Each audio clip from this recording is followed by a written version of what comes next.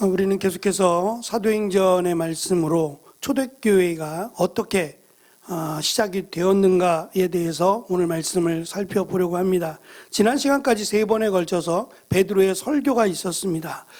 그 베드로의 설교는 어쩌면 베드로에게 가장 그 아킬레스 건과 같은 예수님을 3번씩이나 부인한 정말 사도로서 또는 제자로서 해서는 안 되는 그런 오류를 범했어요. 그럼에도 불구하고 예수님이 베드로를 만나 주시고 사명을 주셨어요. 그러니까 베드로의 설교는 자기를 위한 변명의 시간이 아니에요. 예수님께서 베드로에게 전하라고 하신, 부끄럽지만 전하라고 하신 그 명령에 순종하여 설교를 한 거예요. 그러니까 그 내용이 자신을 변명하지 않아요. 자기뿐만 아니라 예수님을 부인하고 도망쳤던, 부인은 하지 않았지만 예수님을 버리고 도망쳤던 그 사도들을 대변하지도 않습니다. 한마디의 말도 하지 않아요.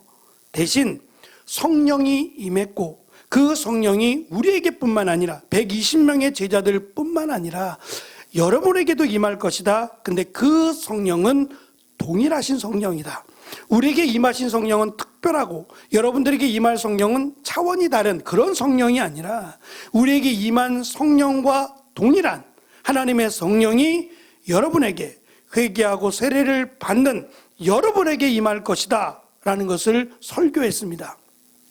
설교의 내용 전체가 예수 그리스도에 대한 것이었어요. 부활하신 예수님이 40일 동안 이 땅에 계셨어요. 계시면서 무엇을 하셨느냐? 제자들에게, 사도들에게 구약에서부터 예언했던 예수님에 관한, 메시아에 관한 내용과 신약의 예수님이 오셔서 가르치시고 기적을 행하신 이유를 다 가르쳤다 그랬어요. 어찌 보면 40일 갖고도 부족할 수 있어요.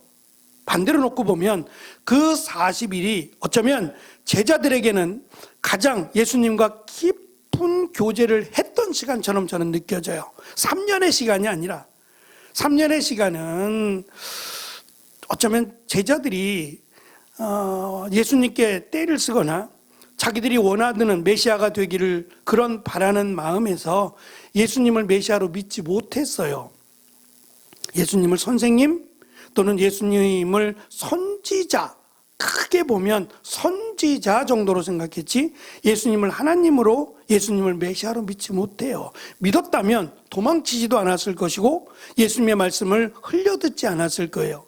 그래서 예수님으로부터 어찌하여 믿음이 없느냐라고 책망을 듣지는 않았을 거예요. 그래서 3년 동안 예수님과 함께 했음에도 불구하고 예수님을 믿지 못한 그 시간들과 비교하면 40일은 부활하신 예수님, 그리고 다시 오실, 승천하시고 다시 오실 예수님을 가장 깊이 만난 은혜의 시간이 아니었을까 싶어요. 그래서 잠을 자고 무엇을 먹고 이런 거 중요하지 않아요. 그냥 간단하게 무엇을 먹어도 간단하게 그냥 식사를 해도 행복했고 잠을 덜 자도 기뻐했고 예수님과 함께 했던 그 40일은 정말 제자들의 삶에 있어서 잊을래야 잊을 수 없는 은혜의 시간이었다 생각합니다. 오늘 우리가 읽은 말씀은 사실 길지 않은 짧은 말씀이에요. 근데 이 말씀을 우리가 깊이 생각해야 될 이유가 있는데 이제 앞으로 예루살렘 교회뿐만 아니라 이 복음을 들고 나아가는 사도들을 통한 하나님의 역사가, 교회가 세워지는 모습들을 기준으로 삼게 되는, 예루살렘 교회가 이랬다, 이렇게 해야 된다라고 하는 모습을 기준으로 삼아서 교회가 세워지기 때문에 이 말씀이 굉장히 중요하다라는 말씀을 먼저 드리고, 또 한 가지는 우리 앞에 회개하고, 그러니까 베드로의 설교를 듣고 회개하고 세례를 받은 수가 몇 명이었다고요? 3,000명이에요. 저는 예루살렘 교회라고 하는 이 교회가 지금 우리처럼 건물이 세워진 게 아니에요. 한 곳에 그냥 모인 거예요. 모여서 예배를 드린 건데 3,000명이나 됐어요. 근데 그들이 다 모이진 않았을 거예요. 회개하고 세례를 받은 수가 3,000명이지 실제로 같이 모여서 예배를 드린 수에 대해서는 설명하고 있지 않아요. 근데 문제는 우리나라에 기독교가 들어왔어요. 환난과 핍박 가운데 복음이 전파됐고 그런 와중에도 교회가 세워졌어요. 그 교회는 지금처럼 따로 교회가 세워진 것이 아니라 초대교회처럼 어느 집에서 시작을 하게 돼요. 집에 모여서 그래도 우리 집이 조금 넓어 라고 하면 그 집에서 모여서 예배를 드렸어요. 그러면 그 예배 드리는 장소인 교회를 제공한 집은 그 전날부터, 제 생각에는 그래요. 그 전날부터 예배를 드리는 장소니까 신경을 써야 되겠죠. 청소도 해야 될 거고 또 불편함이 있진 않는지 살펴보아야 될 거고 겨울이 되면 장작이라도 조금 더 준비를 해서 춥지 않게끔 해야 될 것이고 아마 그때도 예배를 마치고 식사를 했다면 부담이 아닐 수 없겠죠. 한두 사람도 아니라 그리고 숫자가 많아진다면 그 많아짐에 대해서 기쁘고 감사했을까요? 반대로 걱정이 됐을까요? 권사님 믿음이 있으셔서 기쁘고 감사했대요. 주인된 입장에서는 이거 좀 어떻게 하면 더 많이 예배를 드릴 수 있을까? 하나님 벽을 하나 허물까? 여러 가지 고민. 그리고 내가 감당하기는 조금 점점점 버거워지는데 쌀도 그렇고 반찬도 그렇고 내가 점점점 버거워지는데 이걸 어떻게 해야 되나? 라고 하는 조심스러운 마음도 실제적이니까 없지 않았을 거예요. 제가 지금 말씀드리고자 하는 건 그거예요. 3,000명이나 더했다. 기쁠까요? 기쁘기도 하지만 실제적인 업무를 다루는 분들은 염려가 되지 않을 수 없어요. 그러니까 마냥 기쁜 것만은 아니었을 수도 있겠다는 생각이에요. 감사하죠. 얼마나 기쁘고 감사했겠어요. 그러나 그 이면에는 지금 이들을 모을 수 있는 공간이 없어요. 3,000명이나 되는 사람들을 같이 모아놓고 예배드릴 장소가 어딨냔 말이에요. 그리고 실제적인 문제들이 이제 나오기 시작합니다. 이들이 모여서 그냥 흩어지기만 하는 것이 아니라 서로의 어려움과 또 불편함을 살펴야 될 것이고 그들 가운데는 실제적으로 참으로 어려운 이들이 있어서 나중에 이제 조금 더 뒤에 나오면 참 과부라는 말이 있어요. 이 말이 무슨 말이냐면 교회 내에 성도들 중에 혼자 된, 그러니까 친척도 없고 아무도 도와줄 수 없는 사람들, 이 사람들을 참 과부, 참 고아라고 불렀어요. 그러니까 그렇지 않고 혼자지만 친척도 있고 돌아볼 사람이 있는 경우는 그냥 과부나 고아라고 여겨왔어요. 그러니까 우선적으로 이들을 도와야 된다는 거예요. 우선적으로 이들을 보살피고 이들을 도울 수 있어야 한다라는 순차적인 면에서 참 고아, 참 과부 이런 표현을 썼어요. 그러니까 정말 어려운 사람도 있었어요. 이들이 도움을 받기 위해 교회에 온 건 아니에요. 물론 그런 사람들이 있을 수도 있었겠지만 이들은 순수한 마음으로 복음을 접하고 예수님을 믿음으로 예배드리기 위해서 교회에 왔지 나를 도와주세요라고 하는 마음으로 교회에 온 것 같진 않아요. 그런데 교회는 이들을, 이 믿음의 사람들을 실제적인 그리스도의 사랑으로 도와야 된다는 것에 같이 의견을 모으게 됩니다. 그래서 구원받는 사람이 날마다 더하게 된다. 참 기쁘고 은혜롭지만 이것이 쉽지 않아서 나중에 문제가 발생하게 돼요. 그래서 7명의 집사를 세우게 된 것도 실질적으로 성도들을 어떻게 돌아볼 것이냐라고 하는 부분을 예상치 못한 일이었기 때문에 이 부분을 다루게 되면서 문제가 발생합니다. 더군다나 믿는 자가 3,000명이 되었다라는 것은 말씀드린 제자들이 당시 예수님을 죽이고 예수님을 모함해서 예수님을 죽이고 그리고 심지어 이제 계속 이어질 내용인데 제자들을 죽이겠다고 한 상황에서 이루어진 거예요. 너무 의아롭지 않으세요? 예수님을 죽이고 제자들을 죽이려고 사도들을 죽이려고 하는 상황 속에서 숨어야 되는 게 마땅하고 숫자가 줄어야 되는 게 마땅해요. 근데 숫자가 3,000명이나 되었고 오늘 말씀의 끝자락에는 구원받는 사람을 날마다 더하게 하시니라고 말씀하고 있다는 거예요. 죽는데요. 불이익을 당할 것이고 어떠한 환난과 핍박이 올 건데 숫자는 점점 더해져 간다라고 하는 역설적인 내용이 우리가 읽은 말씀에 포함되어 있다는 것도 생각해 볼 수 있습니다. 다시 말하면 초대교회 시작은 부흥이 목적이 아니에요. 하나님의 날마다 숫자를 더하게 하시고 3,000명이나 되는 많은 사람들이 회개하고 세례를 받은 거지, 그것을 계획하고 준비했던 게 아니라는 거예요. 그래서 숫자에 유혹을 받거나 넘어지지 않았으면 좋겠다라고 하는 말씀도 드립니다. 어쨌든 숫자가 많아지는 것, 날마다 구원받는 숫자가 넘쳐나는 것은 예상된 일은 아니었다는 거예요. 그것을 미리 준비하지 못했어요. 하면서 하나씩 준비해 가고 있다. 그 내용이 오늘 우리가 읽은 말씀이다 라는 것입니다. 크게 두 가지입니다. 하나는 초대교회를 어떻게 세워갔느냐라고 하는 기준들을 설명하는 것이고, 두 번째는 교회가 또는 성도들이 어떻게 변화되었느냐, 예수 그리스도를 믿고 회개함으로 세례를 받은 사람들이 어떻게 변화된 삶을 살게 되었느냐라고 하는 두 가지의 큰 내용으로 오늘 말씀을 살펴보겠습니다. 4장에 보면 오늘 우리가 읽은 말씀에 대한 추가적인 내용이 등장을 하는데 제가 읽어드릴게요. 4장 32절부터 37절의 말씀입니다. 믿는 사람들의 무리가 다 한 마음과 한 정신으로 자기의 것을 자기의 것이라고 말하는 사람이 한 사람도 없이 자기가 가지고 있는 모든 것을 서로 나누어 썼습니다. 사도들은 계속해서 큰 능력으로 주 예수님의 부활을 증언하였습니다. 하나님께서는 모든 사람에게 더 많은 은혜를 베푸셨습니다. 그들 중에 부족한 것이 있는 사람은 한 사람도 없었습니다. 때로는 밭이나 집이 있는 사람이 밭이나 집을 팔아 판 돈을 사도들에게 가져와 사도들의 발 앞에 놓았습니다. 그러면 사도들은 그 돈을 필요한 사람들에게 각각 나누어 주었습니다. 믿는 사람 중에 요셉이라는 사람이 있었습니다. 사도들은 그 사람을 바나바라고 불렀습니다. 바나바란 이름의 뜻은 격려하는 사람입니다.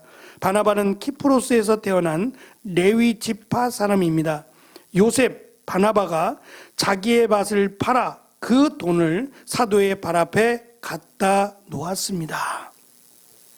무엇을 추가적으로 설명하냐 하면 오늘 말씀에 보면 오해할 만한 내용이 하나 있어요. 45절인데 그들은 믿는 사람들입니다. 그들은 재산과 모든 소유를 팔아서 필요한 사람들에게 나누어 주었습니다. 44절, 믿는 사람들은 다 함께 모여 모든 물건을 공동으로 사용하며 살아갔습니다. 그러면 믿는 사람들이라고 하는 일단 3,000명이 아니라 함께 모여 예배 드리는 사람들이에요.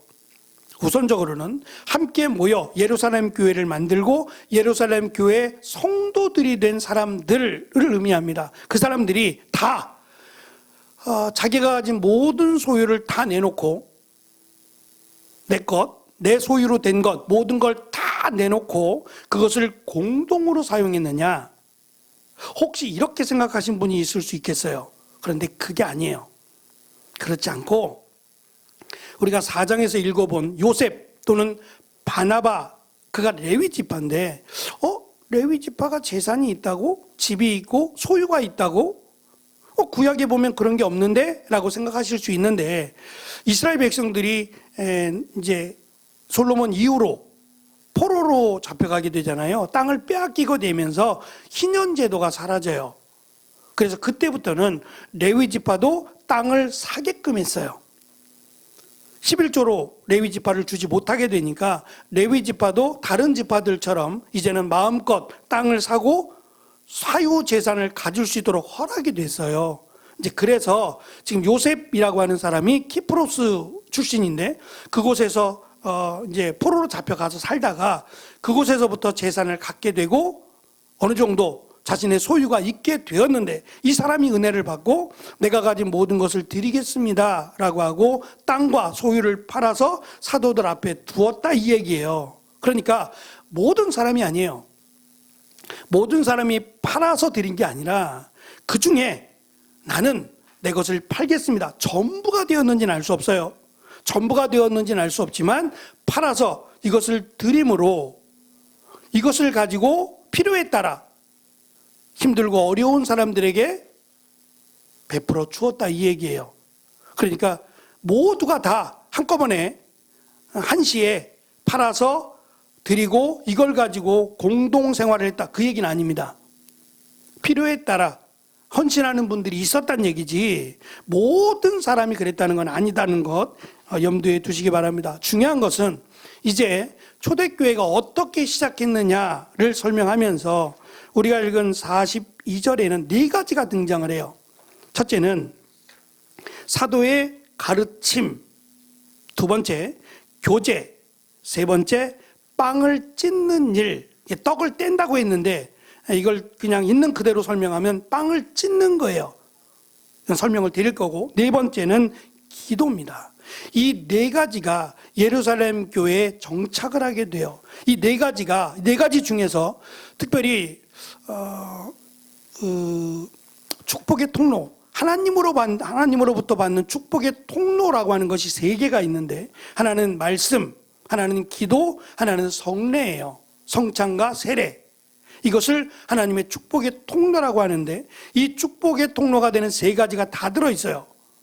플러스 하나가 교제라고 하는 거죠.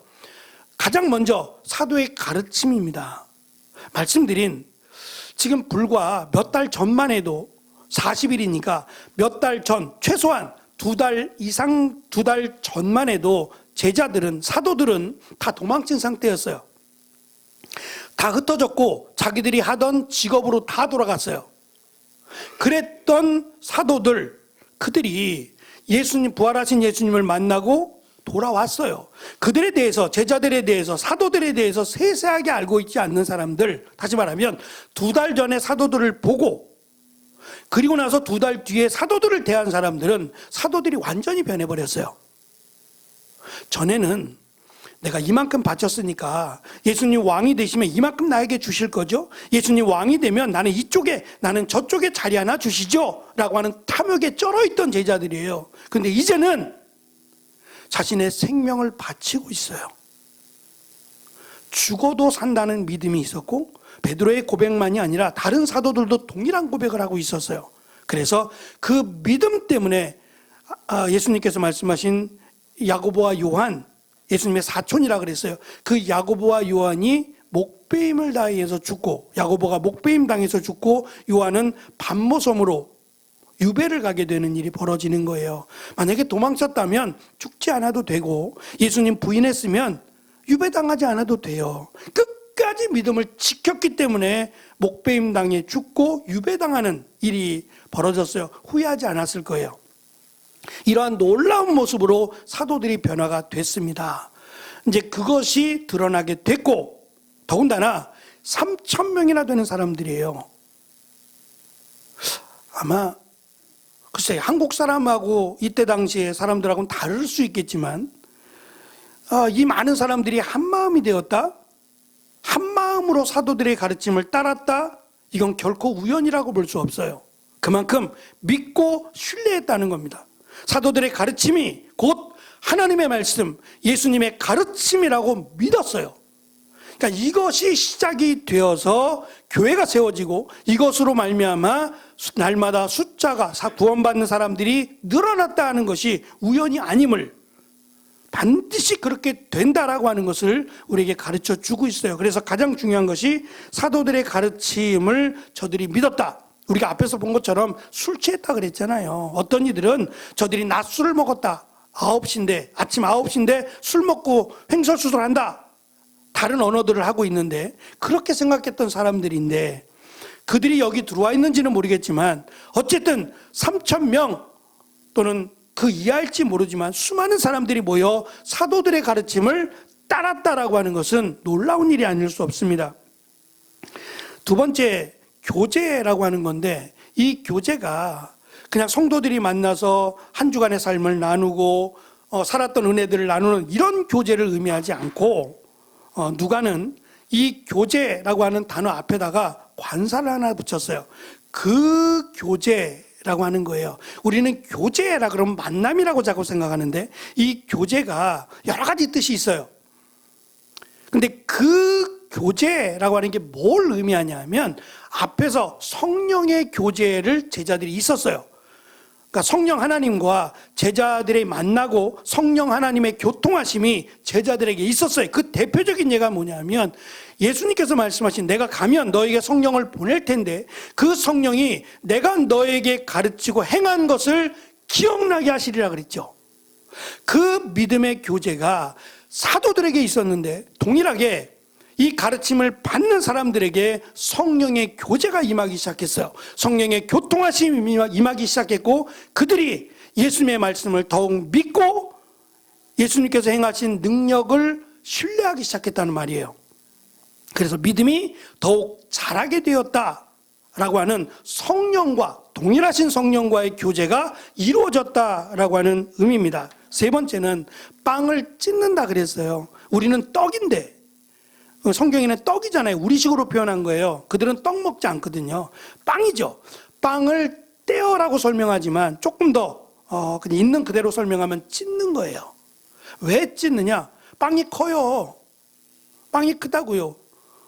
이게 딱딱한 빵인데 이 빵을 요즘은 뭐 칼로 이렇게 잘라서 편하게 먹지만 그때는 칼로 잘라 먹은 게 아니라 이게 그냥 찢었다고요. 손으로 찢어가지고 나누어 줬어요. 그런데 이 식탁 문화가 우리에도 마찬가지인데 우리 인사를 가만히 보시면 오랜만에 만났어요. 그러면 반갑습니다. 건강하셨어요? 잘 지내셨고요? 이렇게 말하기도 하지만 그냥 가볍게 얘기하자면 밥 먹었냐? 라고 물어보죠. 밥 먹자 얘기하고요. 못 먹었어요? 그런 말이 아니죠. 이 밥이라고 하는 문화가 밥을 먹는다라고 하는 것은 그 사람과 내가 친하다는 의미예요. 난 당신이 좋아 라고 하는 의미를 밥 먹자는 의미로 하는 거예요. 그러니까 식사는 아무나 안 하죠. 불편한데 밥 먹자 그러면 체하죠. 그러니까 밥 먹자라는 얘기는 난 당신이 좋아, 난 당신과 깊은 교제를 하고 싶어 라고 하는 의미로 밥 먹자라고 하는 인사가 있었던 거예요. 요즘은 이제 우리가 못 먹고 살아? 이런 의미에서 잘 안 쓰지만 과거에 만나면 식사했냐고 물어보죠. 그러니까 못 먹어서 그러기도 했어요. 우리가 못 먹는 시대에도 살아왔기 때문에 밥 먹었냐라고 하는 것이 안부를 묻는 인사이기도 했어요. 이들에게 있어서 식탁이라고 하는 것은 한 사람, 한 공동체를 의미하기도 해요. 그러니까 밥을 같이 먹는다라고 하는 것은 한 공동체 안에 들어왔다라고 하는 의미로 이해가 되었어요. 그러니까 예수님께서 한 공동체인 제자들에게 빵을 찢어서 나누어 주면서 그랬어요. 이것은 내 몸이라고요. 마치 내 몸을 너에게 나누어 주는 것처럼 그것을 기념하라, 기억하라 그랬거든요. 그러니까 이 빵을 찢는 일이 하나는 식사하면서 있었어요. 그들은 주식이 밥이 아니라 빵이니까 빵을 찢는 일이 늘 있어 왔지만 이것이 단순히 과거에 예수님을 믿기 전에는 그냥 빵 찢어 먹었다고요. 근데 이제는 당신과 내가 그리스도의 몸을 상징하는 빵을 찢었다는 의미에서 한 형제, 한 자매, 믿음의 한 지체라고 하는 것을 기억했다는 거예요. 그래서 저는 그렇게 생각하거든요. 초대교회 어떻게 식사했는지는 알 수 없지만 비싼 건 먹을 수 없고요. 단순하게 먹었을 텐데 그 빵은 동일한 빵이었을 거다. 특별히 생각해 보세요. 예수님께서 5,000명을 먹이실 때 요한복음에 보면 소년이 가져온 도시락, 그래서 이 그늘에다 말린 물고기, 짭짤한 물고기, 그리고 빵, 이 빵을 나누어 주실 때 사도들이 무슨 생각했는지 모르겠어요. 제자들이 무슨 생각했는지 모르지만 우리들에게는 좀 다른 빵을 주시면 어떨까 생각했을지도 모르겠어요. 소년이 가지고 온 도시락은 아주 평범한 가난한 사람들이 먹는 도시락이거든요. 이것을 제자들이 나누어 줄 때 끝없이 나오는 거예요. 끝없이 마술같이 끝없이 나오는 빵을 나누어 주면서 이 빵이 동일한 빵이에요. 동일한 물고기, 동일한 빵이었다고요. 그런데 그 빵을 예수님도 드시고 제자들도 먹었어요. 똑같은 빵을 먹었다고요. 저는 이 부분이 중요하다고 생각해요. 전에 제가 잠시 사역했던 교회에 제가 이제 그 부분이 그냥 지나가면 지나가는데 저희는 지금 뭐 숫자가 작아서도 그렇지만 똑같은 거 먹잖아요. 저도 그렇고 여러분도 그렇고 똑같은 거 먹는 거잖아요. 저한테 주는 김밥이 다르지 않습니다. 똑같은 김밥, 똑같은 컵라면을 먹는 거예요. 근데 거기는 조금 이제 뭐 규모가 있어서 그런지 모르지만 성도들이 보통 줄을 서서 이렇게 먹잖아요. 그러니까 목사님은 그 다음 예배가 있으니까 줄을 설 수 없어요. 시간이 안 돼요. 그러니까 이렇게 누군가가 식탁에다가 이렇게 배달을 해오는데 또 저는 관심이 있어서 그 식판에 오는 음식이 뭔가 이렇게 봐요. 내가 먹었던 것과 똑같나 봐요. 똑같은 것도 있는데 똑같지 않은 것도 있더라고요. 그게 이제 준비하시는 분의 마음이라고 저는 생각해요. 목사님에게 계란 후라이라도 하나 더 드리고 싶은 마음, 얼마나 귀해요. 근데 한편으로는 그런 마음이 있었어요. 똑같은 걸 먹었으면 좋겠다는 마음. 왜냐하면 예수님이 보여주신 게 그거였거든요. 이제 나는 계란 후라이 안 올라오겠다. 내가 이 설교를 했으니까 앞으로 저에게 점심을 혹시 주실 일이 생기거든 계란 후라이도 안 올라오고 똑같이 오겠다. 괜찮아요. 예수님께서 보여주신 한 공동체로 똑같은 음식을 먹는다는 것 자체가 의미가 있어요. 그래서 빵을 찢는 일이 교회 안에서 그리고 가정 안에서 있었다는 거예요. 그래서 단순히 빵을 찢는 게 아니라 그리스도의 몸을 나누는 믿음의 지체들이다라는 걸 늘 잊지 않았다는 거예요. 마지막 세 번째가 기도인데 자칫 기도에 힘쓰니라라는 말 때문에 가려질 수 있는 세 가지가 저는 다 힘썼다고 생각해야 됩니다. 기도도 힘썼다는 거예요. 근데 그 기도가 그 기도에 힘쓴 거예요. 무슨 말이냐면 제자들이 사도들이 120명이 성령을 받기 전에 기도했던 거 기억나시죠? 그것처럼 기도했다는 얘기예요. 그냥 막연하게 기도하는 게 아니라 제자들이 본이 되어서 제자들이 했던 기도가 본이 되어서 그렇게 열심히 무엇을 위해서요? 우리에게 허락하실 성령 또는 우리가 앞으로 감당해야 될 일들을 놓고 이렇게 힘써서 기도했더니 어떻게 변화가 됐느냐? 예루살렘 교회가 말씀드린 것처럼 회개하고 예수 그리스도를 믿음으로 사도의 가르침을 따르고 성령의 깊은 교제가 있고 또 기도에 힘쓰고 빵을 찢는 일을 해왔더니 어떻게 변화됐느냐? 이제는 내가 가진 것이 하나님 것이라고 여기게 됐다는 거예요. 이것을 어떻게 잘 사용할까, 어떻게 잘 모을까가 아니라 이것을 어떻게 잘 쓸까를 고민하게 됐다는 거예요. 이건 참 쉽지 않은 일 같아요. 쉽지 않은 일이지만 저는 원칙을 이야기하는 것이고 성경의 내용을 이야기하는 거예요. 이들이 이렇게 변했어요. 돈을 가지면 더 갖고 싶지 않으세요? 이게 보통 사람들의 생각이에요. 만족하지 않고 내가 이만큼을 가졌으면 이만큼을 어떻게 잘 쓸까 보다는 이것을 어떻게 더 많이 갖게 할까에 관심이 많아요. 그래서 열심히 달려가죠. 열심히 달려가는데 멈추면요. 멈추게 되면 가장 많이 후회하는 것. 오늘 우리가 읽은 교동문은 계속 순서에 따라서 교동문이 진행이 되는 거 아시죠? 오늘 35번째, 다음 주 36번째, 37번째 이렇게 이어지는 거예요. 교동문에 따라서 가는 거니까 제가 정하지 않아요. 근데 오늘 말씀에 보면 우리가 읽을 말씀을 정말 그대로 대변해 주는 것 같아요. 이러다가 내가 열심히 돈을 모으며 살다가 스탑되게 되면 뭘 후회하겠느냐는 거예요. 우리는 돈 모으는 기계가 아니에요. 어쩔 수 없이 돈이 필요하지 돈을 모으는 기계는 분명히 아닙니다. 만족은 글쎄요, 사람마다 기준이 달라서. 근데 한편으로 생각해 보면 우리가 조금 더 못 살았을 때 콩 한 쪽도 나눠 먹는다는 얘기 했을 때 있죠. 그때가 참 행복하지 않았나요? 요즘 시대는 형제들 간에도 이 돈 문제 때문에 불편한 집들이 굉장히 많아요. 좀 나눠주고 살면 안 돼요?